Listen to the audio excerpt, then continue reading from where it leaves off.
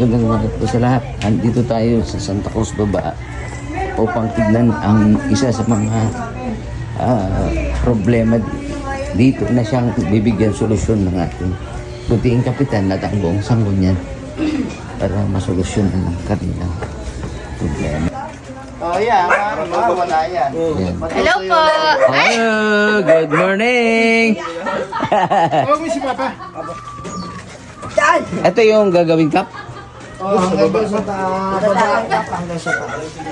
Oh, pero ito yung dadaanan. Malamang. Hindi na. Itong kay Divine. Eh, ito raw. Oh, may kanal. May ano raw dito eh. Ito. Doon na rin. Ang problema ko dito, yung galing sa kusina nila, dito na buhos. Oo. Ito, oh.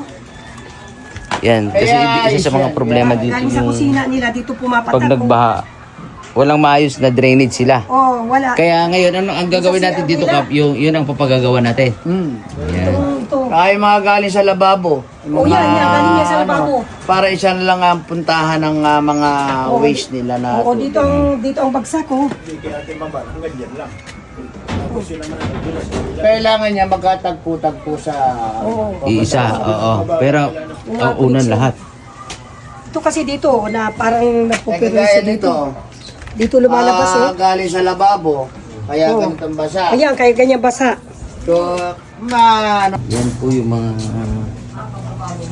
iayos kasi ito po yung pangunahing problema ng mga nakatira ng Santa Cruz Baba.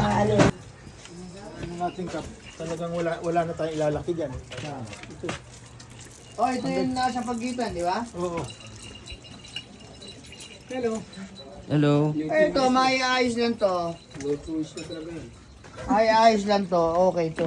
Gusto ko yung takip, may mapag-anohan na may manhole at para malinis. Ito parang nakahubad pa eh. Kailangan niya maging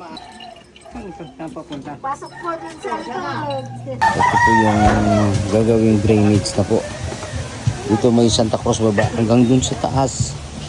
Gagawin na po yun ng drainage kasi ito yung pangunahing problema dito. Ito yung area na laging nababaha kasi manggagaling sa taas ang tubig at kalat, walang pupuntahan ng tubig. Kaya ang naisipan ni Kapitan at ang mga kagawad malagyan ng drainage. Ito na po yun. Ayan. Ito na, umpisa na po.